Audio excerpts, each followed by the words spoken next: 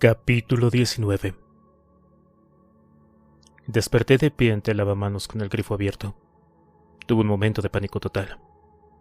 Una sensación de completa desorientación.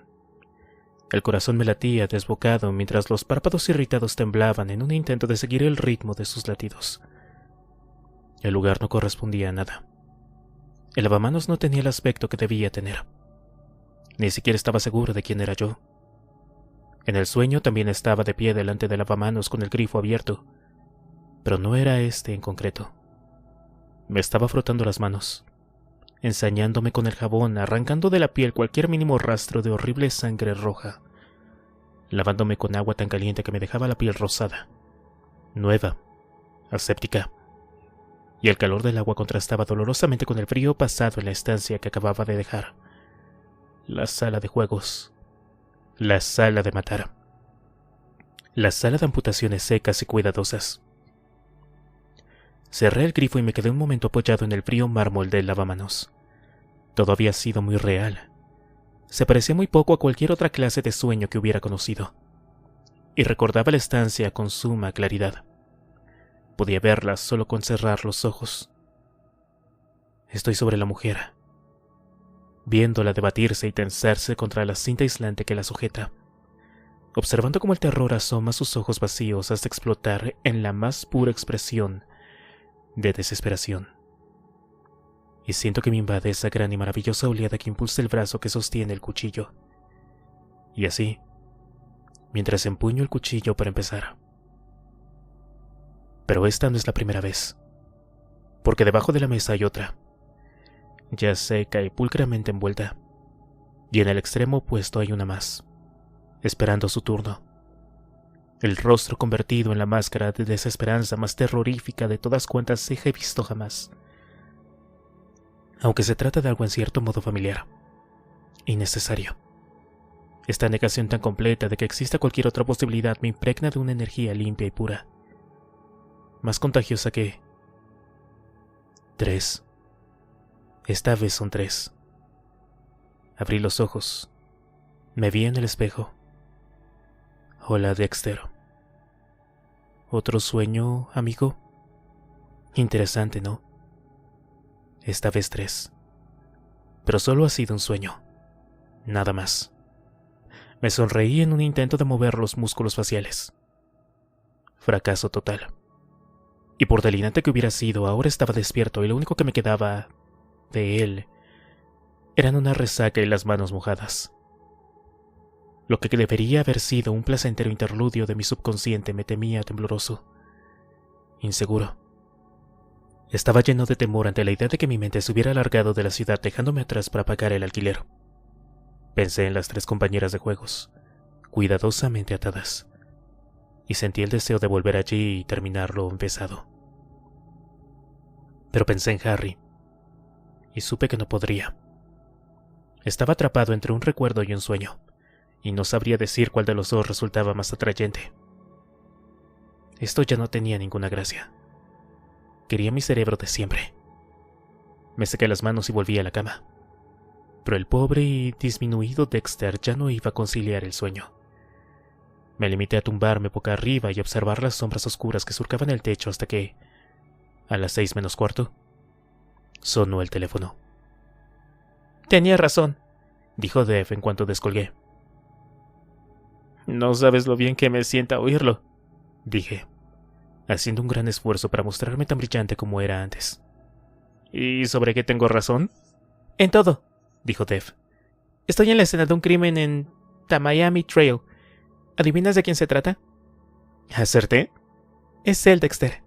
Tiene que serlo. Y desde luego es apabullante». «¿Apabullante en qué sentido, Dev?», pregunté, pensando 3 cuerpos, con la esperanza de que no lo dijera y alterado por la certeza de que lo haría. «3 víctimas parecen indicar un asesinato múltiple», repuso ella. Un espasmo me atravesó desde el estómago, como si me hubiera tragado unas pilas vivas. Pero hice un gran esfuerzo para dar una réplica inteligente, típica de mí. «Maravilloso, Dev. Empiezas a hablar como si estuvieras redactando un informe sobre homicidios». «Bueno, la verdad es que empiezo a creer que escribiré uno algún día. De lo único que me alegro es que no sea este. Es demasiado raro. La Gerta no sabe qué pensar. Ni siquiera sabe cómo pensarlo, ¿no? ¿Qué tiene esto de raro, Dev? Tengo que irme, dijo Débora de repente. Ven aquí, Dexter. Tienes que verlo. Cuando llegué, una multitud formaba, en su mayor parte por reporteros. Se agolpaba en triple fila en torno a la barrera. Siempre cuesta abrirse paso entre una nube de reporteros que huele el rastro de la sangre. Tal vez no lo crean, ya que con las cámaras parecen imbéciles descerebrados con serios desórdenes alimenticios. Pero pongámoslos en una barricada policial y presenciarían un milagro. Se vuelven fuertes, agresivos, diligentes, y a la vez capaces de arrasar lo que sea y a quien sea y pisotearlo hasta hundirlo en la tierra. Es algo parecido a las historias con madres de mediana edad que levantan un camión cuando su hijo está atrapado por debajo. La fuerza les viene de algún lugar misterioso y sea como sea. Cuando hay vísceras en juego, estas criaturas anoréxicas pueden abrirse paso hasta en la jungla, y sin ni siquiera despeinarse. Por suerte para mí, uno de los guardias de la barricada me reconoce. «Oigan, déjenlo pasar, chicos», dijo a los reporteros. «Apártense». «Gracias, Julio», le dije al policía. «Parece que hay más reporteros cada año, ¿eh? Alguien debe de estar clonándolos. Para mí todos tienen la misma pinta», dijo con un gruñido. Crucé por debajo de la cinta amarilla y mientras me dirigía al extremo opuesto tuve la extraña sensación de que alguien estaba descomponiendo el contenido de oxígeno de la atmósfera de Miami. Me detuve cuando llegué junto a un edificio en construcción. Se trataba con toda probabilidad de un bloque de oficinas de 3 pisos, de la clase que ocupan los empresarios de segunda fila. Y al dar un paso más, siguiendo la actividad que rodeaba aquella estructura a medio construir, supe que no se trataba de ninguna coincidencia. Con este asesino nada era una coincidencia. Todo era deliberado, cuidadosamente medido para causar un impacto estético, explorado en función de una necesidad artística. Estábamos en una obra porque así debía ser. Ese individuo estaba proclamando algo tal y como yo le había predicho a Débora. Se han equivocado de individuo, decía. Han encerrado a un cretino porque esos son lo que son. Cretinos. Son demasiado idiotas para verlo a menos que se les pase por las narices, ¿no? Pues allá va. Pero lo peor de todo, peor que ese mensaje destinado a la policía y al público en general, era que estaba hablando conmigo, burlándose de mí con esa cita de mi propia y apresurada obra. Había llevado los cadáveres a un edificio en construcción porque yo había hecho lo mismo con Jaworski. Estaba jugando conmigo al ratón y al gato, mostrándonos a todos lo bueno que era y aprovechando la ocasión para decirle a alguien, a mí, que estaba al acecho. Sé lo que hiciste y también yo puedo hacerlo, y mucho mejor. Supongo que eso debería haberme inquietado un poco, pero no lo hizo. En realidad casi me hizo sentir popular, como si fuera un estudiante que contempla cómo el capitán del equipo de rugby tartamudea pidiéndole una cita. ¿Te refieres a mí, verdad? ¿A alguien como yo? Perdónenme si hago tremolar mis pestañas. Tomé aire con fuerza e intenté recordarme que yo era una buena chica incapaz de hacer cosas como esa. Pero sabía que él las hacía. Y lo que más deseaba era ir con él. Harry, por favor. Porque además de las actividades interesantes que me proponía este nuevo amigo, necesitaba encontrar a este asesino. Tenía que verlo, hablar con él, probarme a mí mismo que era real y que no era yo. Que no era yo quien hacía esas cosas tan horribles e interesantes. ¿Por qué pensar en eso? No era solo una idiotez, era un pensamiento que no merecía que mi cerebro, antes algo de lo que enorgullecerme, le prestara la menor atención. Excepto porque, ahora que la idea había penetrado en mí, no podía contenerme con tomar asiento y comportarme como es debido. ¿Y si de verdad había sido yo? ¿Y si de algún modo había hecho todo eso sin darme cuenta? Nah, imposible. Por supuesto, totalmente imposible, pero... Me despierto en el lavabo, lavándome la sangre de las manos después de un sueño, en el que con cuidado y regocijo me mancho de sangre haciendo cosas con las más normales que me permito soñar. Sin saber cómo poseo información sobre toda la cadena de asesinatos, Datos que no debería saber a menos que nada. Tómate un calmante, Dexter. Empieza de nuevo. Respira hondo, imbécil. Que entre el aire bueno y salga el malo. Esto no era más que otro síntoma de mi reciente debilidad mental. Lo que me pasaba era que debido a la atención originada por una vida tan amplia, tan limpia, me estaba volviendo senil antes de tiempo.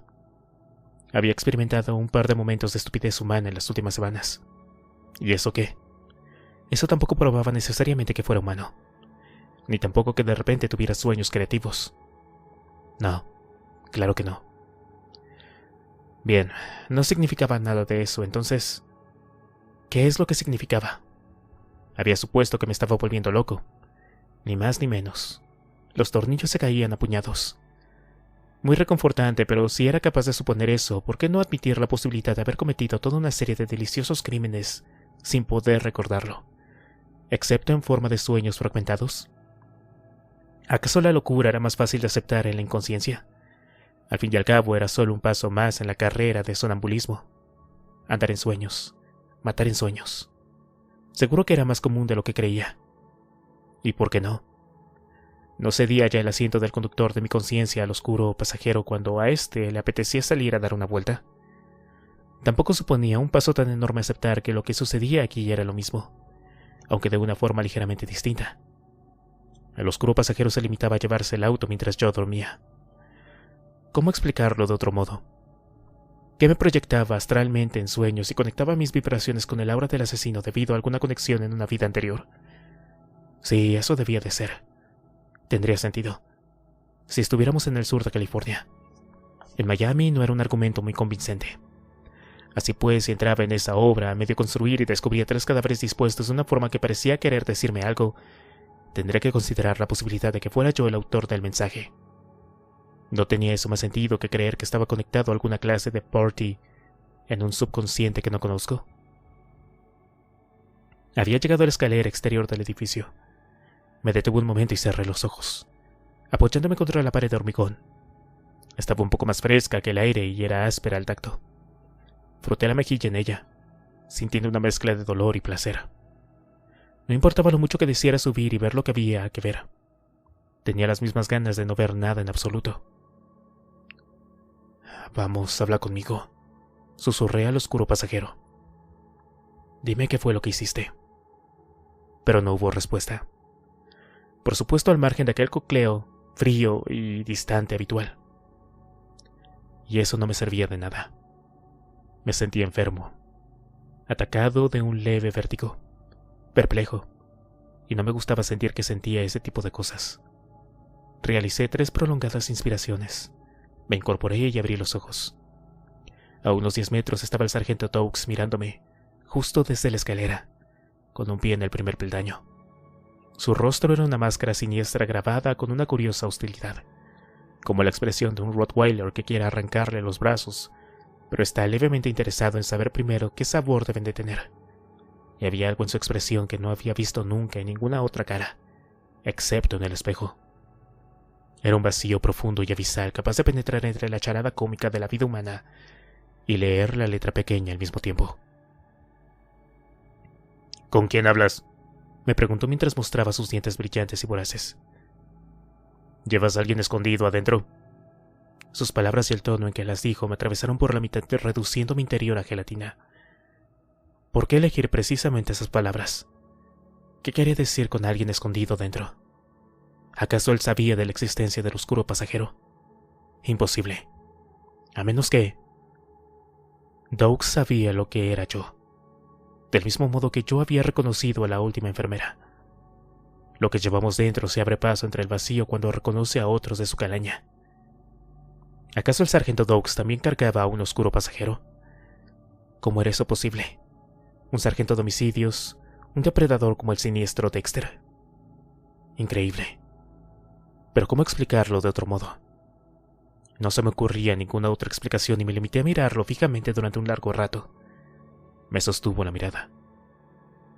Por fin sacudió la cabeza sin dejar de observarme. «Uno de estos días», dijo él, «tú y yo».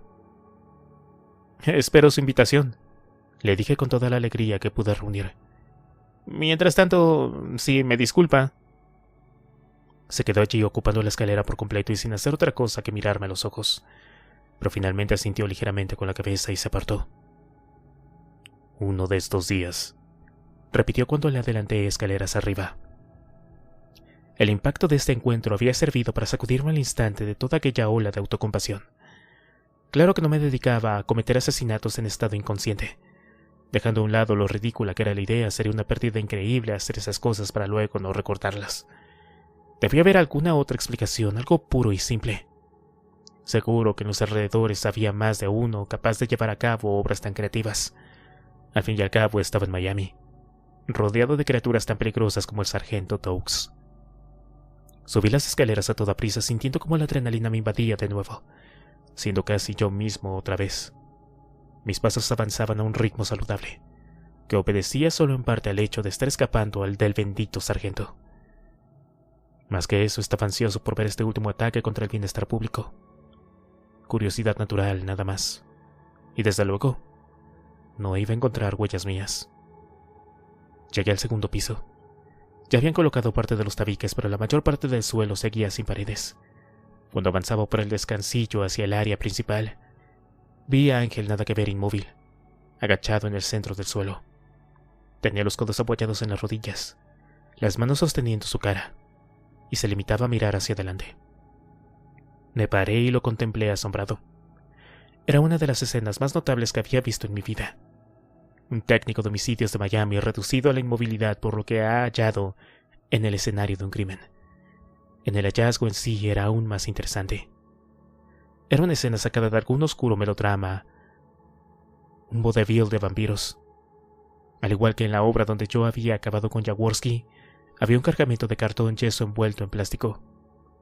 Lo había tirado contra un muro y ahora quedaba cubierto por la luz propia de las obras, más las añadidas por el equipo de investigación. Sobre el cartón yeso, erguido en forma de altar, había un banco de trabajo portátil, dispuesto con toda la intención de que la luz le diera de lleno, o mejor dicho, con la intención de que la luz iluminara solo lo que había en su parte superior. Era por supuesto una cabeza de mujer y en la boca le habían metido un espejo retrovisor, lo que provocaba que su rostro mostrara una mueca de sorpresa casi cómica. Sobre esta, a la izquierda, estaba la segunda cabeza. Debajo de la barbilla le habían colocado el cuerpo de una muñeca Barbie, de modo que lo que se veía era una cabeza enorme sobre un cuerpecillo diminuto. A la derecha estaba la tercera cabeza. Había sido pulcramente dispuesta sobre un bloque de cartón yeso, y le habían pegado las orejas con lo que debían de ser virutas del mismo material. No había ni una gota de sangre en toda la exhibición. En ninguna de las tres cabezas. Un espejo, una Barbie y el cartón yeso. 3 asesinatos. Los huesos secos. Hola, Dexter. No había la menor duda al respecto. El cuerpo de la Barbie era una clara referencia al que yo tenía en la nevera de la casa. El espejo procedía de la cabeza que lanzó en la autopista, y el material de construcción era un homenaje a Jaworski. O alguien estaba tan adentro de mi cabeza que podía ser yo, o era yo mismo en realidad. Tomé aire, despacio y con fuerza. Estoy bastante seguro de que mis emociones no eran como las suyas, pero la reacción que me pedía el cuerpo era idéntica. Sentarme en el suelo junto a Ángel nada que ver. Necesitaba un momento para recordar cómo se piensa, y el suelo parecía un gran lugar para empezar. En su lugar, me descubrí avanzando lentamente hacia el altar, empujado como si me hallara sobre raíles untados de aceite. No podía detenerme, ni reducir la velocidad, ni hacer otra cosa que acercarme cada vez más. Solo podía mirar, maravillarme y concentrarme en seguir respirando por los lugares adecuados, y poco a poco me di cuenta de que no era el único de por allí que no podía creer lo que veía. En el transcurso de mi trabajo, y no digamos de mi hobby, había estado en el escenario de cientos de crímenes, muchos tan desagradables y salvajes que me impactaban incluso a mí, y en todos y cada uno de esos asesinatos, el equipo de Miami-Dade había llegado y llevado a cabo su trabajo de una forma relajada y profesional. En todos y cada uno de ellos alguien había estado tomando café, alguien había ido en busca de pasteles o donas, alguien cotilleaba y bromeaba mientras recogía las vísceras. En todos y cada uno de esos escenarios había visto a un grupo de gente que estaba totalmente al margen de la matanza que bien podían haber estado jugando a los bolos en la liga parroquial. Hasta ahora. Esta vez la gran y desnuda sala de cemento estaba extrañamente en silencio. Agentes y técnicos se mantenían en grupos silenciosos de 2 o 3, como si temieran estar solos, y sin apartar la mirada de lo que les había dejado en el extremo más alejado de la sala. Si alguien hacía algún ruido sin querer, todos se sobresaltaban y miraban con furia al causante. La escena era tan positiva y sardónicamente extraña que habría prorrumpido en carcajadas de no haber estado tan ocupado mirando como el resto del equipo. ¿Yo había hecho esto? Era hermoso. En un sentido terrible, claro. Pero aún así la disposición era perfecta, atrayente, hermosamente exangüe. Mostraba un gran ingenio y un fantástico sentido de la composición. Alguien se había tomado muchas molestias para convertirlo en una gran obra de arte. Alguien con estilo, talento y un morboso sentido del juego. En toda mi vida solo había conocido a una persona así. ¿Podía esa persona ser Dexter, el soñador siniestro? Capítulo 20. Me quedé tan cerca del retablo como pude, sin tocarlo, solo mirándolo. Todavía no se había espolvoreado el altar en busca de huellas. No se había hecho nada, aunque deduje que sí se habrían tomado fotos. Oh, cómo deseaba llevarme a casa una de esas fotos, ampliada a todo color sin pizca de rojo. Si era obra mía, era un artista mejor de lo que ni siquiera yo había sospechado. Incluso a corta distancia las cabezas parecían flotar en el espacio, suspendidas sobre la tierra mortal en una parodia eterna de exangüe del paraíso, cortadas literalmente de sus cuerpos. Sus cuerpos. Miré a su alrededor. No había señal de ellos. Nada que indicara la presencia de aquellos paquetes cuidadosamente envueltos. Solo aquella pirámide de cabezas. Miré más a fondo. Unos momentos después, Vince Masuoka se acercó lentamente, boquiabierto y pálido. «Dexter», dijo, sacudiendo la cabeza. «Hola, Vince», dije. Volvió a sacudir la cabeza. «¿Dónde están los cuerpos?» Se limitó a contemplar las cabezas durante unos minutos. Después dirigió la vista hacia mí con una cara rebosante de inocencia. «En otro lugar», dijo. Se oyó un tumulto en las escaleras y el hechizo se rompió. Me aparté del retablo justo cuando entraba la Gert acompañada de un escogido grupo de reporteros. Ese Nick Algo y Rick Sangre de la cadena local. Y Eric el vikingo. Un extraño y respetado columnista del periódico. Por un momento la sala se alteró. Nick y Eric echaron un vistazo y corrieron de escaleras abajo con una mano tapándose la boca. Rick Sangre frunció el ceño, miró las luces y después se volvió hacia la Gerta. ¿Hay algún enchufe? Tengo que traer la cámara, dijo. La Gerta sacudió la cabeza. Espera a que lleguen los otros, respondió ella. Necesito fotos, ¿sabe? Insistió Rick Sangre. El sargento Doux apareció detrás de él. El reportero volvió la cabeza y le vio. Nada de fotos, dijo Doux. Sangre abrió la boca, miró al policía y después volvió a cerrarla. Una vez más, las duras cualidades del sargento habían salvado la partida. Se retiró manteniéndose con aire protector junto a las cabezas cortadas, como si fuera el guardián de un proyecto científico. Se oyó a alguien que tosía en la puerta y poco después ese tal Nick y Eric regresaron, subiendo lentamente las escaleras y entrando de nuevo en la sala como dos ancianos. Eric no se atrevía a mirar al fondo. Nick intentaba no hacerlo, pero no podía evitarlo volver la cabeza en dirección a aquella horrenda visión, para luego mirar directamente a la Gerta. Este empezó a hablar. Me acerqué lo suficiente para poder oírla. Les pedí a los tres que vinieran a ver esto antes de que autoricemos ningún seguimiento por parte de los medios, dijo la inspectora. ¿Pero podemos cubrir la noticia extraoficialmente?, interrumpió Rick Sangre. La Gerta no le hizo caso. No queremos que la prensa se lance a especulaciones salvajes sobre lo que sucedió aquí, prosiguió. Como ven, se trata de un crimen depravado y extraño. Hizo una pausa y después dijo con mucho énfasis. Distinto a cualquier otro que hayamos visto con anterioridad. Casi podías oír cómo ponía las mayúsculas. Ya, dijo Nick con aspecto pensativo. Eric el vikingo lo captó de inmediato. Oiga, espera un momento. ¿Está diciendo que se trata de un nuevo asesino? ¿El inicio de una serie de asesinatos distintos? La Gerta le miró con intención. Es demasiado pronto para asegurar nada, dijo ella, aunque en su tono había toda la certeza posible. Pero abordemos la cuestión desde una perspectiva lógica, ¿de acuerdo? En primer lugar, tenemos a un tipo que confesó haber cometido todo lo anterior. Está en la cárcel, y les juro que no le dejamos salir para que se entretuviera con esto. En segundo lugar, esto no se parece a nada de lo que ya hemos visto antes. ¿Cierto o no? Hay 3 víctimas y están tan bien dispuestas, ¿verdad? Que Dios la bendiga. Lo había advertido. ¿Por qué no puedo hacer venir la cámara?, preguntó Rick Sangre. ¿Que no se encontró un espejo en otro de los asesinatos?, dijo débilmente Eric el vikingo, haciendo auténticos esfuerzos por no mirar. ¿Han identificado los... dijo Nick. Había empezado a girar la cabeza hacia la obra del asesino, pero se contuvo y se volvió a la carta. ¿Las víctimas eran prostitutas, inspectora? Escuchen, dijo la Gerta. Su tono indicaba preocupación y su voz detonó un leve rastro de acento cubano durante un segundo. Dejen que les explique algo. No me importa si son prostitutas. No me importa que haya un espejo. No me importa nada de eso. Tomó él y prosiguió mucho más tranquila. Tenemos al otro asesino a buen recaudo.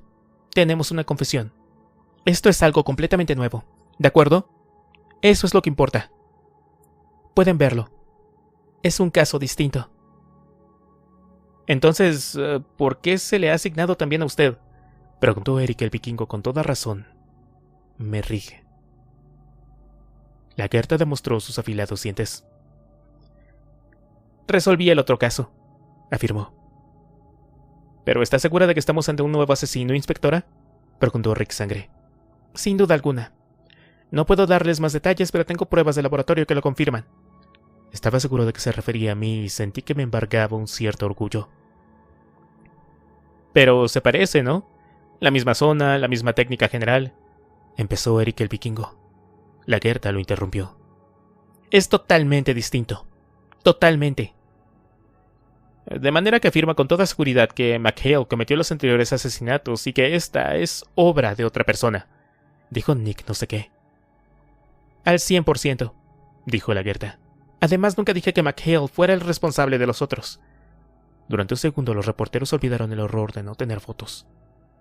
¿Qué?, dijo Nick por fin. La Gerta enrojeció, pero insistió. Nunca dije que McHale lo hiciera. McHale dijo que lo había hecho, ¿de acuerdo?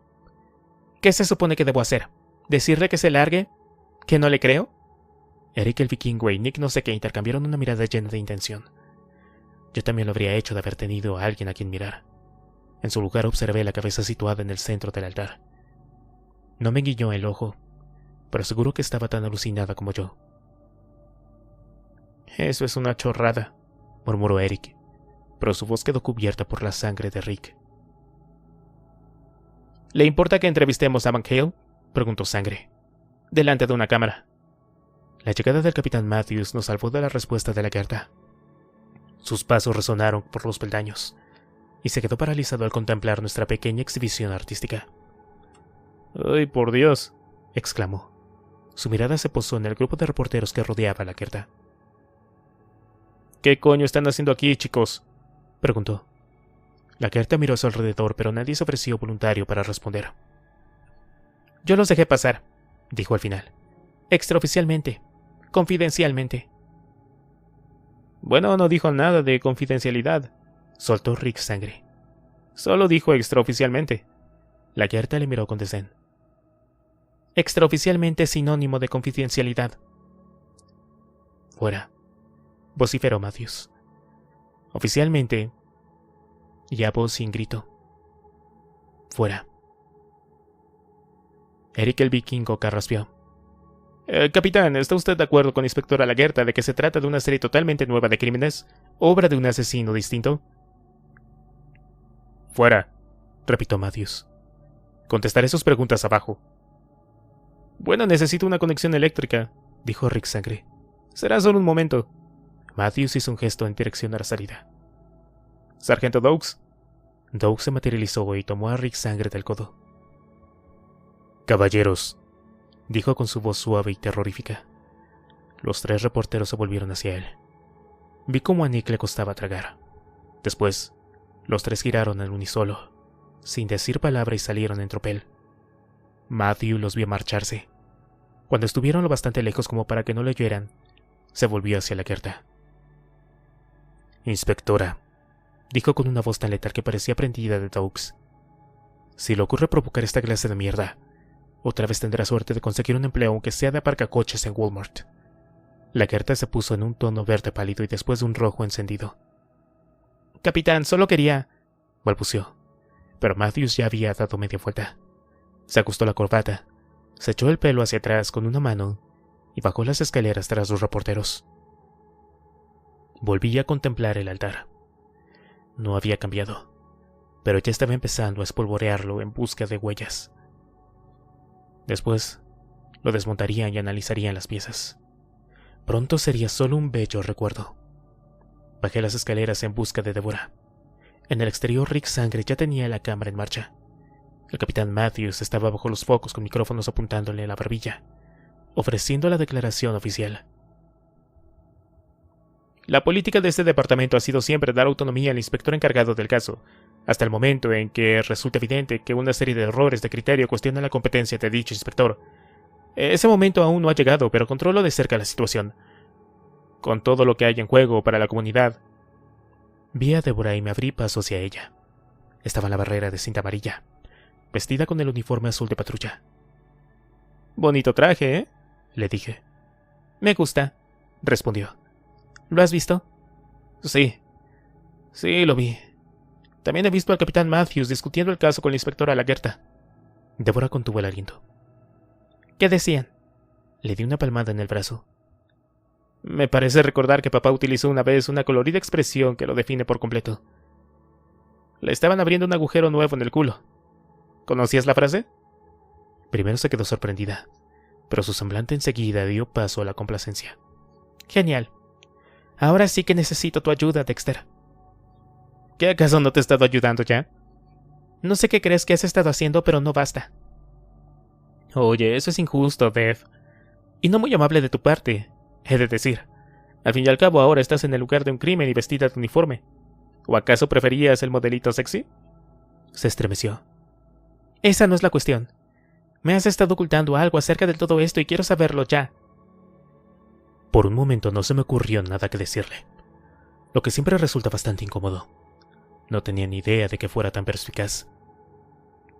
Oye, Deborah, mira, tú crees que no entiendo cómo funciona todo el rollo político, y tal vez no sea tan lista como tú, pero sé que van a estar bastante ocupados protegiéndose el culo, lo que significa que nadie hará nada en relación con el caso. Lo que significa que tienes la oportunidad de hacer algo por tu cuenta, ¿o no? Bravo, Debs. Y también significa que necesito tu ayuda como nunca. Puso una mano sobre la mía y apretó. Por favor, Dex. No sé qué me causó mayor sorpresa. Su intuición, el apretón de manos o el uso de mi apodo infantil. Dex. No lo oí en sus labios desde que tenía 10 años. Lo pretendiera o no, cuando me llamaba Dexy, nos devolvía a los dos con firmeza al terreno de Harry. Un lugar donde la familia tenía importancia y donde las obligaciones eran tan reales como aquellas putas decapitadas. ¿Qué es lo que podía decir?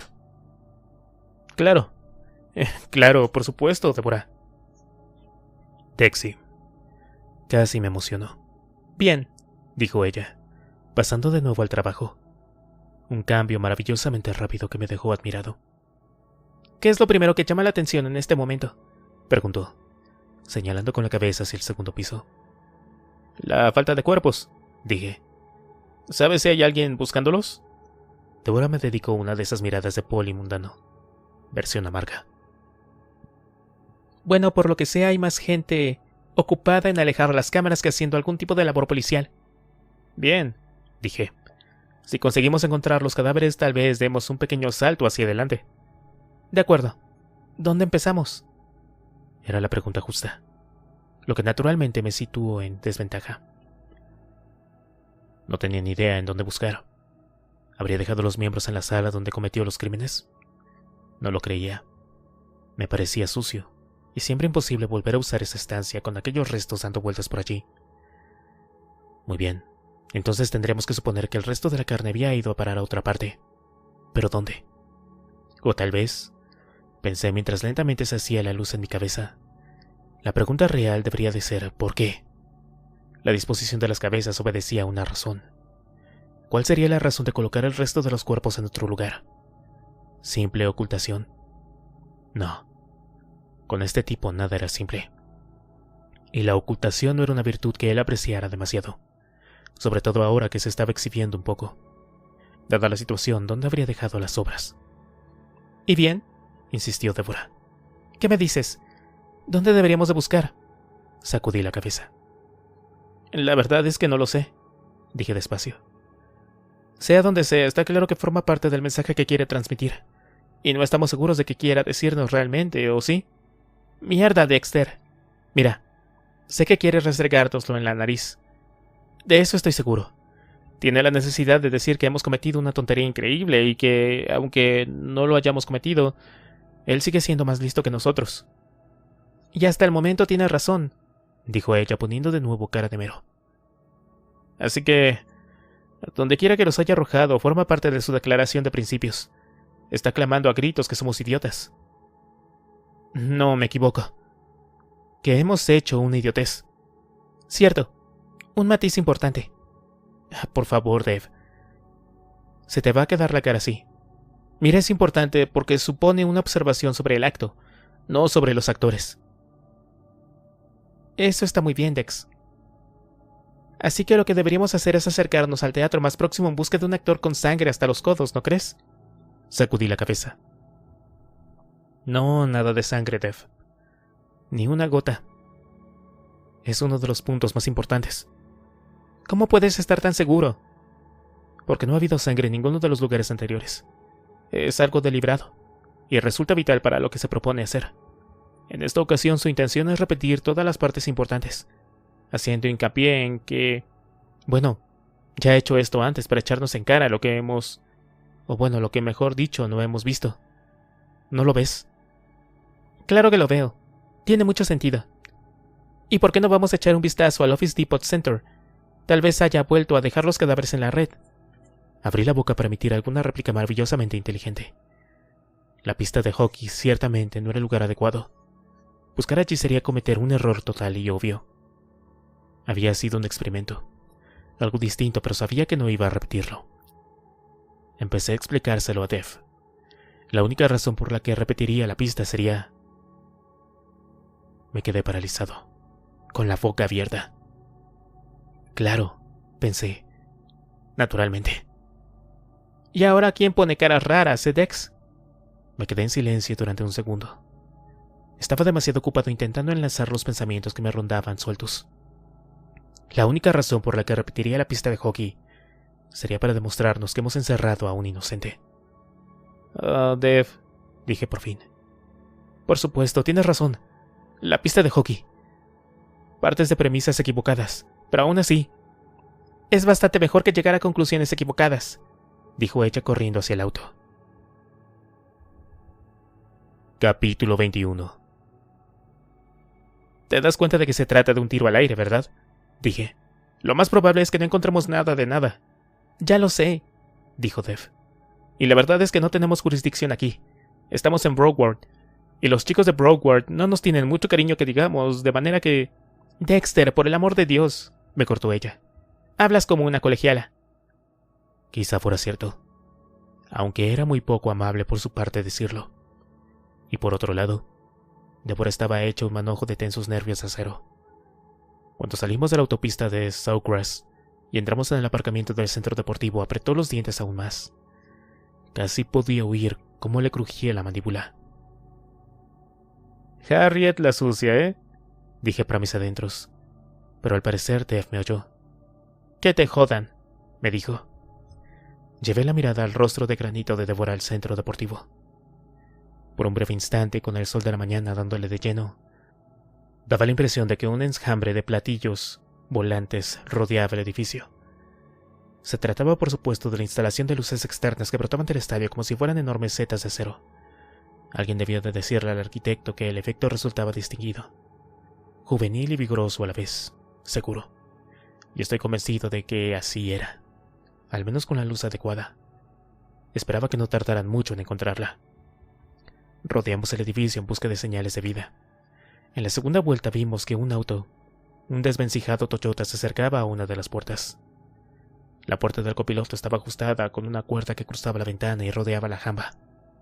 Abriendo la puerta del auto al mismo tiempo que aparcaba, Débora se bajó mientras el otro todavía estaba subiendo la ventanilla. «Perdone, señor», dijo el hombre que se apeaba del Toyota. Un tipo bajo de unos 50 años vestido con un viejo pantalón verde y una chaqueta de nylon azul que, al ver el uniforme de Dev, se puso nervioso al instante. «Sí, ¿qué pasa?», dijo este. «Yo no he hecho nada». «¿Trabaja aquí, señor?» «Sí. Si no, ¿cree que estaría aquí a las 8 de la mañana?» «¿Le importaría decirme su nombre?» El hombre sacó la cartera del bolsillo. «Esteban Rodríguez. Tengo la documentación aquí». Débora lo despachó con un gesto. «No es necesario», dijo. «¿Qué está haciendo aquí a estas horas, señor?» Él se encogió de hombros y devolvió la cartera al bolsillo. «Bueno, suelo llegar antes de la mayoría de los días, pero el equipo está de viaje. Vancouver, Ottawa y Los Ángeles. Así que hoy he venido un poco más tarde». «¿Hay alguien aquí en este momento, señor, además de usted?» «No, solo yo. Todos duermen hasta media mañana». «¿Qué me dice la noche? ¿Tienen vigilantes nocturnos?» El hombre dibujó un círculo con el brazo. «La gente de seguridad se pasa por el aparcamiento todas las noches, pero no se quedan mucho tiempo. La mayoría de días soy el primero en llegar». «El primero que entra, quiere decir». «Sí, claro. Es lo que acabo de decir, ¿o no?» Salté del auto y me apoyé en el techo. «¿Es usted el que se encarga de pasar la Zamboni sobre el hielo?», le pregunté. Dev me miró preocupada. Esteban se volvió hacia mí, observando la camisa hawaiana y los pantalones de chándal. «¿Qué clase de policía es usted, eh?» «Uno de los tontos», dije. «Trabajo en el laboratorio». Ya», dijo él, asintiendo con la cabeza como si eso le cuadrara. «¿Pasa usted la Zamboni, Esteban?», repetí. «Sí. Bueno, no me dejan llevarla durante los partidos. Ya se sabe. Esto es para tipos trajeados. Les gusta poner a un chico, ya sabe. Algún famoso va dando vueltas y saludando esas bobadas. Pero si lo hago todas las mañanas, sería decir la verdad. Cuando el equipo está en la ciudad, paso la Zamboni a primera hora cada día. Pero ahora están fuera, así que llego más tarde». «Nos gustaría echar un vistazo al interior», dijo Dev, mostrando claros signos de impaciencia ante mi imprevista interrupción. Esteban se volvió hacia ella, con un brillo de astucia iluminándole medio ojo. «Sí, claro», dijo. «¿Tienen una orden?» Débora se ruborizó. Formaba un hermoso contraste con su uniforme azul, pero probablemente no era la reacción que mejor reforzaba su autoridad. Y, como la conocía bien, sabía que se daría cuenta de que se había ruborizado y eso le enojaría, ya que no teníamos orden de registro alguna, y de hecho, tampoco había ninguna justificación que pidiera una intervención oficial ni por asomo. No pensé que enfadarse fuera de la mejor estrategia de seguir. «Esteban», dije, antes de que Débora pudiera meter la pata. «¿Sí?» «¿Cuánto tiempo lleva trabajando aquí, eh?» Se encogía de hombros. «Desde que se abrió. Yo trabajaba en el estadio viejo desde hacía 2 años. Así que la semana pasada, cuando se encontró el cadáver en el hielo, estaba usted aquí, ¿no?» Esteban desvió la mirada. Bajo el bronceado, la piel adoptó un tono verdoso. «No quiero volver a ver algo así nunca», asentí, mostrando una simpatía sintéticamente auténtica. «Y no es para menos, Esteban», dije. «Y es por eso que estamos aquí, ¿sabe?», frunció el ceño. «¿Quiere decir que...?» Miré el reojo a Dev, para asegurarme de que no estaba sacando un arma o algo por el estilo. Ella me lanzó una mirada llena de reproche y golpeó el suelo con el pie, pero no abrió la boca. «Esteban», dije acercándome al hombre y adoptando ese tono de voz que apela a la camaradería masculina. «Creemos que existe la posibilidad de que cuando abras la puerta te encuentres con algo parecido esperándote». «¡Mierda!», exclamó. No quiero saber nada de eso. Es absolutamente comprensible, ¿sabes? A la mierda con todo eso. Exacto, asentí. ¿Por qué no nos dejas entrar primero? Solo para estar seguros, ¿sabes? El tipo se quedó boquiabierto y su mirada fue de mí a Débora, que seguía ceñuda con una expresión que le quedaba de muerte con el uniforme. Podría meterme en un lío, dijo por fin. Hasta perder mi trabajo. Le sonreí con auténtica simpatía. O puedes entrar solo y encontrarte con un montón de miembros cortados, y esta vez pueden ser muchos más. Mierda, replicó él. Meterme en un lío, perder mi empleo. ¿Por qué iba a hacerlo, Por obligación cívica, tal vez. Por favor, amigo, dijo él. No me jodas. ¿A ti qué te importa que me quede en la calle? No es que extendiera la mano, lo que supongo que era una muestra de gentileza por su parte, pero estaba claro que estaba esperando un regalito que le compensara la posible pérdida del empleo. Muy razonable, teniendo en cuenta de que estábamos en Miami. Pero lo único que yo llevaba encima eran $5, y los necesitaba para tomarme un café y comerme un buñuelo. De modo que me limité a sentir en una muestra más de compañerismo entre hombres. ¿Sabes qué? Tienes razón, dije. Esperábamos que no tuvieras que ver a esos miembros. Bueno, te he dicho ya que esta vez hay unos cuantos, ¿no? Pero la verdad es que no puedo pedirte que te arriesgues a quedarte sin empleo. Sentimos haberte molestado, Esteban. Que tengas un buen día. Sonreí en dirección a Débora. Vamos, agente. Nos esperan en el otro lugar para buscar los dedos. Débora mantenía la expresión de enojo, pero al menos hizo gala de ingenio suficiente y me siguió el juego. Abrí la puerta del auto mientras yo me despedía alegremente de Esteban, y entraba en el vehículo. Esperen, gritó Esteban. Le miré con expresión de educado interés. Juro por Dios que no quiero volverme a encontrar con esa mierda. Me miró durante un momento, tal vez con la esperanza de que aflojara y pusiera en su mano un puñado de billetes. Pero como ya he dicho, aquel buñuelo flotaba en mi mente, por lo cual no cedí. Esteban se humedeció los labios. Después se volvió a toda prisa y metió una llave en la cerradura de la gran puerta doble. ¿Saben qué? Adelante. Los espero aquí. ¿Estás seguro? Pregunté. Por favor, amigo. ¿Qué más quieres de mí? Adelante. Me incorporé y sonreí a Débora. ¿Estás seguro? Dije. Ella se limitó a sacudir la cabeza con un gesto extraño que expresaba a la vez la desesperación típica de una hermana menor y el humor negro de un poli avesado. Rodeó el auto y cruzó la puerta, conmigo por detrás. El interior del estadio era oscuro y frío, lo que no debería haberme sorprendido. Al fin y al cabo estábamos en una pista de hockey a primera hora de la mañana. Esteban debía de saber dónde estaba el interruptor de la luz, pero no se había ofrecido a informarnos de ello. Dave se sacó una gran linterna del cinturón y enfocó la luz hacia el hielo. Contuve el aliento mientras la luz se posaba sobre una portería y luego sobre la otra. Barrió todo el perímetro, despacio, deteniéndose una o dos veces, y después se enfocó en mí. Nada, dijo ella. Mierda. Pareces decepcionada, ¿eh? Me lanzó un gruñido y se dirigió hacia el exterior. Yo me quedé en mitad de la pista, sintiendo el frío que emanaba del hielo y reflexionando sobre mis felices ideas. O para ser más preciso, no exactamente sobre mis felices ideas. Porque cuando Débora dio media vuelta, oí una voz desde algún lugar situado por encima de mi hombro. Un coloqueo frío y seco, un ligero toque familiar justo en el umbral de la audición. Y cuando se fue la querida Débora, me quedé inmóvil sobre el hielo. Cerré los ojos y escuché lo que mi anciano amigo tenía que decir. No era mucho, solo un leve murmullo, una insinuación, pero le presté atención de todos modos. Le oí chasquear la lengua y susurrándome al oído cosas dulces y terribles, mientras que con la otra oreja oía cómo Débora le decía a Esteban que entrara y encendiera las luces. Eso hizo. Instantes después, mientras el murmullo de aquella voz iba subiendo de tono, con un marcado crescendo de humor jovial y horror afable. ¿Qué pasa?, pregunté educadamente. La única respuesta fue una ola de ávida diversión. No tenía la menor idea de qué significaba, pero no me sorprendió que empezaran los gritos. Esteban profería unos gritos tremendos. Era un gruñido áspero y estrangulado que parecía indicar un dolor violento más que cualquier otra cosa. El hombre no tenía el menor sentido melódico del grito, Abrí los ojos. Era imposible concentrarse en aquellas circunstancias, y de todos modos tampoco había nada más que oír. El susurro había terminado cuando empezaron los chillidos. Al fin y al cabo, esos gritos lo decían todo, ¿no?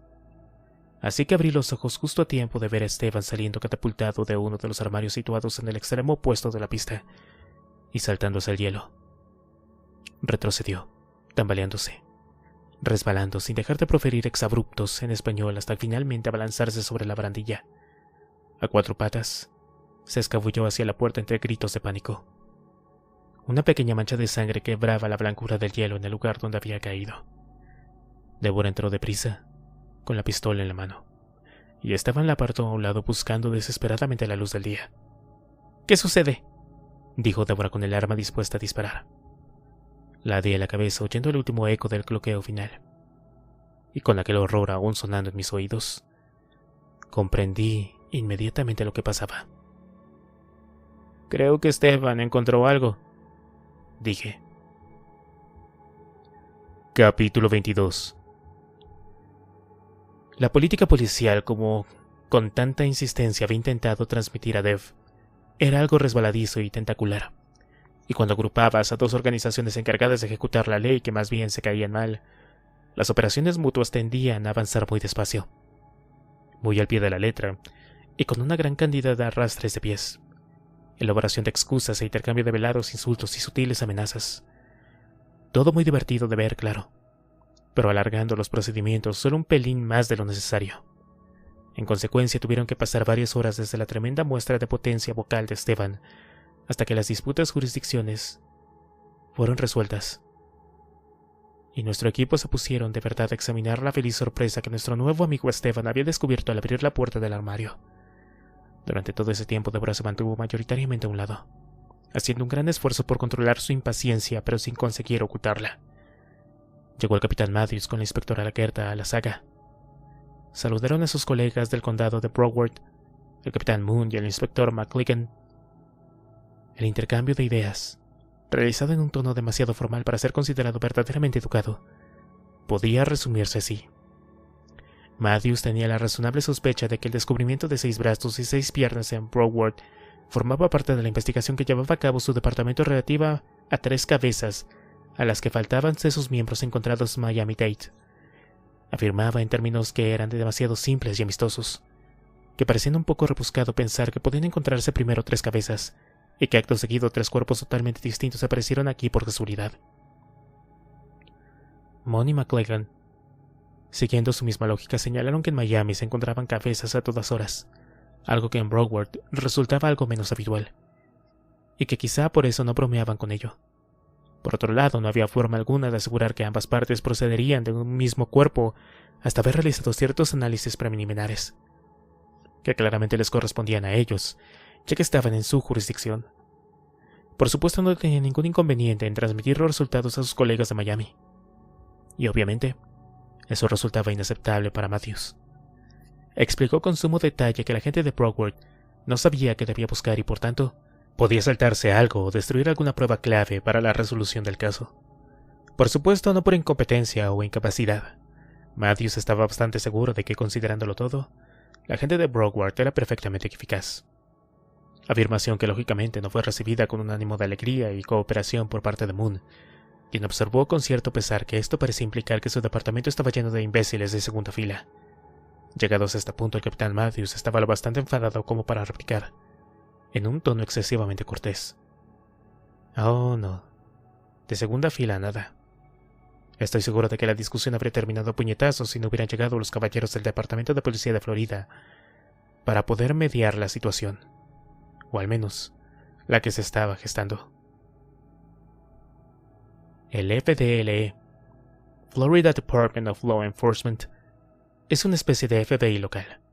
Poseen jurisdicción sobre cualquier lugar del estado y a cualquier hora, y a diferencia de los federales, son respetados por la mayoría de los policías locales. El agente en cuestión era un hombre de estatura y corpulencia medias, con la cabeza rapada y barba cortada. No me pareció nada del otro mundo, pero cuando se metió entre los 2 capitanes de policía mucho más altos que él, estos se callaron al instante y dieron un paso atrás. En poco tiempo tuvo las cosas claras y organizadas, y volvimos a estar en el escenario pulcro y ordenado de un homicidio múltiple. El hombre del FDLE había decidido que la investigación pertenecía al agente de Miami-Dade, a menos que las muestras de tejido probaran que las partes del cuerpo halladas aquí no guardaban relación con las cabezas halladas allí. En términos prácticos e inmediatos, esto significaba que sería el capitán Matthews el objetivo principal de los flashes de los reporteros que se agolpaban a la puerta. Llegó Ángel Nada que Ver y se puso al trabajo. Yo no estaba muy seguro de cómo tomarme todo esto, y no me refiero a la riña jurisdiccional. No, estaba mucho más preocupado por el acontecimiento en sí mismo, que me había dejado con un montón de cosas que pensar, más allá del propio asesinato y la redistribución de la carne, que era ya bastante sabroso de por sí. Pero como pueden comprender, me las había apañado para echar una ojeada al pequeño armario de los horrores de Esteban antes de que llegaran las tropas. No pueden culparme, ¿o sí? Solo había querido catar la matanza e intentar comprender por qué mi apreciado y desconocido socio había escogido ese lugar para dejar las obras. Fue solo un vistazo rápido, lo juro. De manera que inmediatamente después de que Esteban desapareciera por la puerta gimiendo y chillando como un cerdo que se hubiera atragantado con un pomelo, me dirigí al armario para ver qué había provocado esa espantada. Esta vez, las partes no estaban cuidadosamente envueltas. En su lugar estaban dispuestas en el suelo formando 4 grupos. Y al mirarlas de cerca, percibí algo maravilloso. Una pierna estaba tumbada a lo largo del lado izquierdo del armario. Era de un azul pálido y exangüe, y alrededor del tobillo llevaba una cadenita de oro con un cierre en forma de corazón. Un encanto de verdad, sin horribles manchas de sangre que estropearan el conjunto. Un trabajo auténticamente elegante. 2 brazos oscuros, igual que bien cortados, habían sido doblados a la altura del codo y dispuestos junto a la pierna, con el codo apuntando en dirección contraria a esta. Al lado, los miembros restantes, todos doblados por las articulaciones, habían sido colocados formando 2 grandes círculos. Tardé un momento en captarlo. Parpadeé y de repente el conjunto cobró sentido, y tuve que hacer grandes esfuerzos para no echarme a reír como la colegiala que Dev me había acusado de ser. Porque los brazos y piernas formaban 3 letras, que leídas en conjunto daban como resultado una palabra breve. Bu. Los 3 torsos estaban situados debajo del Bu, en un semicírculo, conformando una preciosa sonrisa de Halloween. Menudo bribón. Pero incluso mientras admiraba el espíritu juguetón que hacía gala a ese tunante, me pregunté por qué habría elegido ubicar la muestra allí, en un armario, en lugar de colocarla en el hielo donde obtendría el reconocimiento de una audiencia más amplia. Era un armario amplio, sí, pero seguía siendo un lugar cerrado con el espacio justo para albergar la obra. ¿Por qué? Y mientras reflexionaba, la puerta exterior de la pista se abrió con un crujido. La avanzadilla del equipo de rescate, sin duda, y la puerta al abrirse envió un momento después una ráfaga de aire frío que pasó sobre el hielo y que me dio en la espalda. El aire frío me subió por la columna y fue contestado por un fluido cálido que ascendía por el mismo camino. Sus uñas fueron subiendo hasta el fondo oscuro de mi conciencia, y algo cambió en algún lugar de la noche sin luna que era mi cerebro de lagarto, y sentí como el oscuro pasajero asentía violentamente con algo que yo ni siquiera oía ni comprendía. De lo único que me daba cuenta era de que tenía algo que ver con aquella urgencia primitiva en busca de aire fresco y con las paredes que se cerraban, y una creciente sensación de exactitud. No había duda alguna al respecto. Algo aquí era exactamente como debía ser y lograba que mi oscuro autostopista se sintiera complacido, excitado y satisfecho de un modo que yo no lograba comprender. Y sobre todo eso flotaba una extraña noción de familiaridad. Nada de ello tenía sentido alguno para mí, pero así era. Y antes de que pudiera explorar más a fondo estas desconcertantes revelaciones, un joven de uniforme azul me ordenó que retrocediera y pusiera las manos donde pudiera verlas. Sin duda era el primer elemento de las inminentes tropas, y me apuntaba con el arma de un modo bastante convincente. Dado que tenía una sola y oscura ceja que le cruzaba la cara de lado a lado, y que a primera vista carecía de frente, decidí que sería buena idea ceder a sus deseos. Parecía pertenecer a esa clase de bestias pardas capaces de disparar contra un inocente, o incluso contra mí. Me aparté del armario. Por desgracia, mi retirada desveló el pequeño diorama del armario, y de repente el joven tuvo que preocuparse de encontrar algún lugar donde depositar el contenido de su desayuno. Consiguió llegar hasta una enorme papelera situada a unos 30 metros antes de empezar a emitir esos desagradables sonidos guturales. Me quedé quieto y esperé a que terminara. Eso de vomitar comida a medio digerir por cualquier sitio me parece un hábito de lo más asqueroso, antihigiénico, y en un guardián de la seguridad pública. Entraron más uniformados, y poco después mi simiesco amigo tenía varios colegas con quienes compartir la papelera. El ruido era extremadamente desagradable, y más aún el olor que emanaba en mi dirección. Pero con la mayor educación esperé a que terminaran, ya que una de las cosas más fascinantes de las armas de fuego es que pueden ser disparadas casi con la misma facilidad por alguien que está vomitando. Pero por fin uno de los uniformes se incorporó, se secó la cara con la manga y empezó a interrogarme. Pronto fui dejado de lado y apartado de en medio con instrucciones de no ir a ninguna parte ni tocar nada. Poco después había llegado el capitán Matthews y el inspector Alaguerta, y cuando por fin se hicieron cargo del lugar, me relajé un poco. Pero ahora que podía ir donde quisiera e incluso tocar algo, me limité a sentarme y pensar, y lo que se me ocurría era sorprendentemente desconcertante. ¿Por qué me resultaba familiar el espectáculo del armario? A menos que cayera en la idiotez de primera hora y me convenciera de que lo que había hecho yo, no tenía forma de explicar por qué me parecía tan extrañablemente conocido. No había sido obra mía, desde luego, y encima aquel Boo ni siquiera merecía la pena perder el tiempo mofándose de la idea. Ridículo. ¿Pero por qué me resultaba familiar? Suspiré y experimenté un sentimiento nuevo: el aturdimiento. La verdad es que no tenía la menor idea de lo que estaba pasando, excepto que de algún modo yo formaba parte de ello. Esto no parecía una revelación demasiado útil, ya que cuadraba a la perfección con todas las demás conclusiones paralelas analíticamente razonadas que había alcanzado hasta el momento. Si descartaba la absurda idea de que sin saberlo fuera el autor de esto, y así lo hacía, cada una de las explicaciones subsiguientes se volvía más improbable. Y así el resumen de Dexter sobre el caso queda como sigue. Está implicado de algún modo, pero ni siquiera sabe qué significa eso. Sentía como las rudecillas de mi antaño enorgullecedor cerebro se salían de las vías y derrapaban en el suelo. Clank, clank. Dexter descarrillaba. Por suerte, la aparición de la querida Dabura me salvó del colapso total. «Venga», dijo con brusquedad. «Subamos». «¿Puedo preguntar por qué?» «Quiero que charlemos con el personal administrativo», dijo ella. «A ver si saben algo». «Bueno, algo deben de saber si administran esto», sugerí. Me lanzó una mirada y luego dio media vuelta. «Muévete». Quizá fue por el tono de mando que se apreciaba en su voz, pero lo cierto es que fui. Nos dirigimos al extremo opuesto del estadio, donde yo me había pasado un rato sentado, y pasamos al vestíbulo. Un poli de Brockward estaba frente al ascensor y vi a varios otros formados en una barrera justo en el lado exterior de la larga fila de puertas de cristal. Dev avanzó hacia el policía del ascensor y dijo: «Soy Morgan». Él asintió y apretó el botón de subida, mirándome con una inexpresividad que lo decía todo. «Yo también soy Morgan», le dije. Se limitó a mirarme para después desviar la cabeza y concentrarse en las puertas de cristal. Un sonido parecido al de una campanilla anunció la llegada del ascensor. Deborah interrumpió en él, aplastando el botón con fuerza suficiente como para que el policía diera un respingo antes de que se cerrara la puerta. «Oye, ¿a qué viene el mal humor, hermanita?», pregunté. «¿No es esto lo que querías hacer?» «Es pura actuación, todo el mundo lo sabe», replicó ella. «Pero representando el papel de detective», señalé. «Esa zorra de la Gerta ya ha metido las narices donde no la llaman», dijo entre dientes.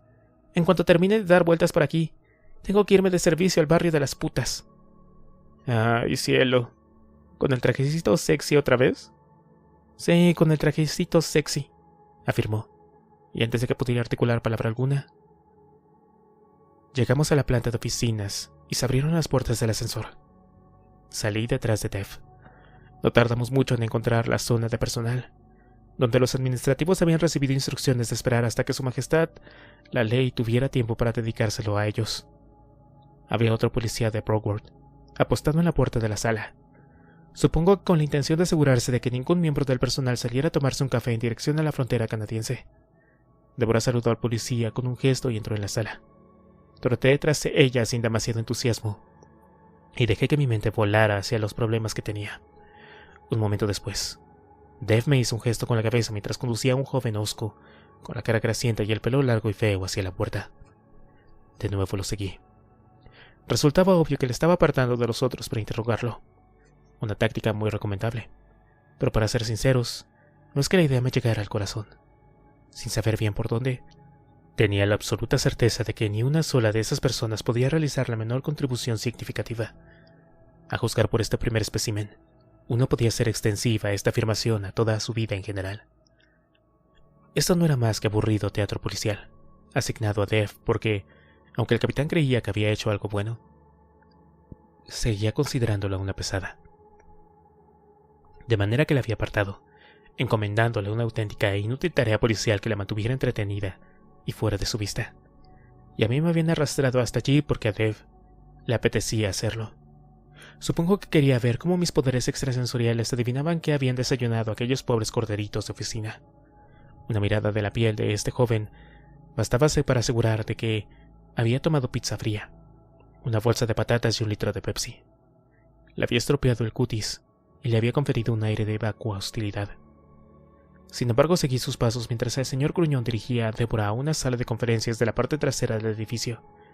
En el centro había una gran mesa de roble con 10 sillas negras de respaldo alto, y en el rincón había un escritorio provisto de un ordenador y un equipo audiovisual, mientras Dev y el chico de los granos se sentaban y empezaban con los formularismos. Yo me dirigí hacia el escritorio. Junto a él, bajo la ventana, había una librería baja. Miré por la ventana. Directamente a mis pies contemplé la creciente turba de reporteros y autos patrullas que rodeaban la puerta por la que habíamos entrado en compañía de Esteban. Eché un vistazo a la librería, diciéndome que con gusto apartaría unos cuantos tomos y me tumbaría allí, pasando olímpicamente de la conversación. Había una pila de carpetas de papel de estraza y sobre ellas un objeto pequeño y gris. Era cuadrado y parecía un plástico. Un cable negro iba desde ese objeto a la parte de atrás del ordenador. Lo agité para mover el objeto. «Oye», dijo el tipo de los granos, «no juegue con la webcam». Miré a Dev. Ella me miró, y juro que pude ver cómo las aletas de su nariz temblaban como las de los caballos de carreras en la línea de salida. «¿La qué?», dijo en voz baja. «La tenía enfocada a la entrada», dijo él. «Ahora voy a tener que enfocarla de nuevo. ¿Por qué tienen que andar tocándolo todo?» «Ha dicho webcam», dije a Débora. «Una cámara», me dijo ella. «Sí, así es». Dev se volvió hacia el príncipe azul. «¿Funciona?». Él la miró boquiabierto, todavía concentrado en mantener el ceño fruncido. «¿Qué?». «La cámara», dijo Débora. «¿Funciona?». Él soltó un gruñido sordo y después se rascó la nariz. «Bueno, ¿a ti qué te parece? ¿La tendré allí montada si no funcionara? Me costó $200. Claro que funciona».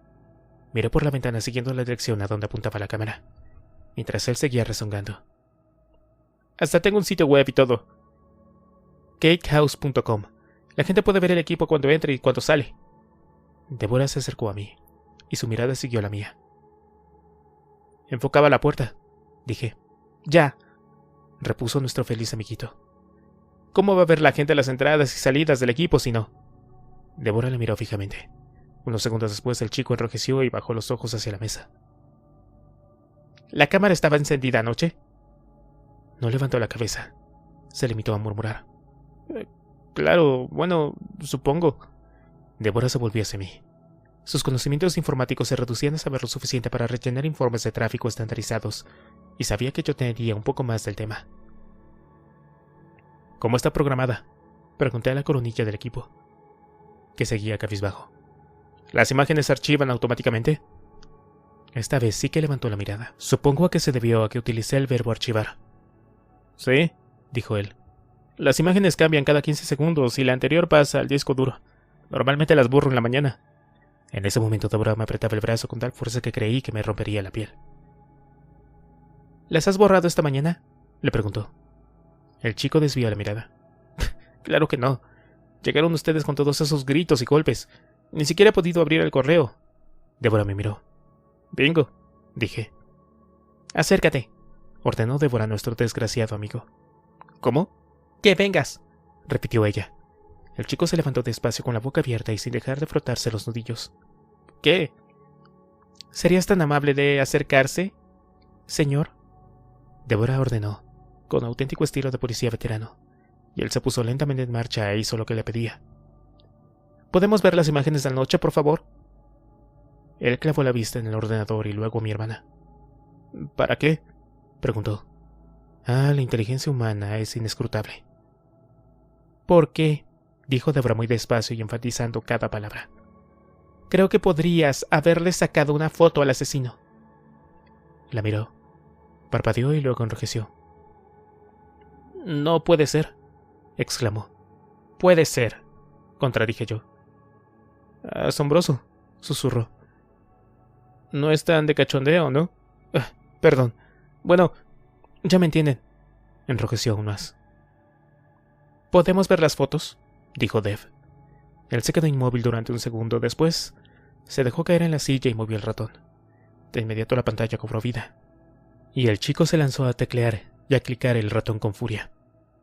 ¿A qué hora quieren que empiece? ¿A qué hora se marchan todos?, preguntó Dev. Él se encogió de hombros. Anoche estaba vacío. Los últimos debieron de salir, sobre, no sé, las 8.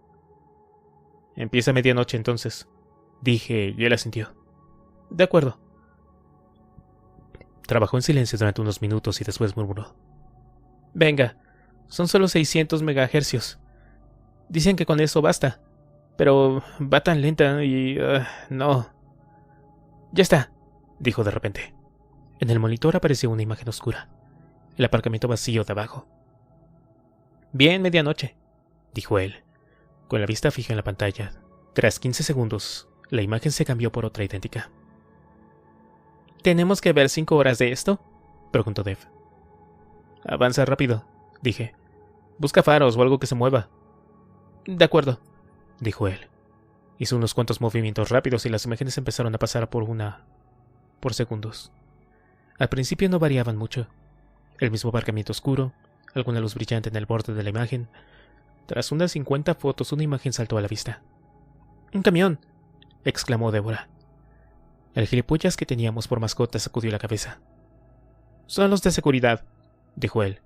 En la siguiente imagen el auto de seguridad se veía claramente. Siguió avanzando a través de toda una serie de imágenes interminables e inmutables. Cada 30 o 40 fotos veíamos pasar al mismo vehículo de seguridad y luego nada. Tras varios minutos de lo mismo, el patrón cambió de pronto al más absoluto vacío. Nada, dijo nuestro grasiento amiguito. Débora le lanzó una mirada fulminante. ¿Se estropeó la cámara? Él la miró y volvió a enrojecer. Los tipos de seguridad, explicó, son unos imbéciles. Todas las noches sobre las 3 aparcan el auto al otro lado y duermen un rato. Señaló con un gesto a la serie de imágenes idénticas. ¿Lo ven? ¿Hola, señor seguridad? Un trabajo duro, ¿no? Emitió un profundo ruido por la nariz que supuse que era su risa. No mucho, repitió el ronquido y emprendió de nuevo la pase de imágenes. Y de repente... ¡Espera!, grité. En la pantalla una furgoneta se acercaba a la puerta de abajo. La imagen cambió y vimos a un hombre de pie junto al camión. ¿Te puedes acercar más?, preguntó Débora. Dale zoom, dije antes de que tuviera tiempo de fruncir el ceño. Moví el cursor, marcó la figura oscura de la pantalla y luego apretó el ratón. La silueta se hizo más grande. No es que tenga demasiada resolución, dijo el chico. Los píxeles. Ya, cállate, ordenó Débora, mirando la pantalla con tanta intensidad que habría podido fundirla. Y cuando vi la imagen, comprendí por qué. Estaba oscuro, y el hombre seguía demasiado lejos como para poder asegurar nada, pero con los pocos detalles que se apreciaban pude distinguir en él un aire extrañamente familiar. El modo en que aparecía congelado en la imagen, el peso apoyado sobre los 2 pies, y la impresión general del perfil. Y mientras una creciente ola de susurros sibilantes emergía de las profundidades de mi cerebro y se apoderaba de mí, con el impacto de una orquesta sinfónica, me di cuenta de que, en realidad, el tipo se parecía mucho a... ¿Dexter?, dijo Débora, con una voz extrañamente afónica. Pues sí, el tipo era igual a Dexter.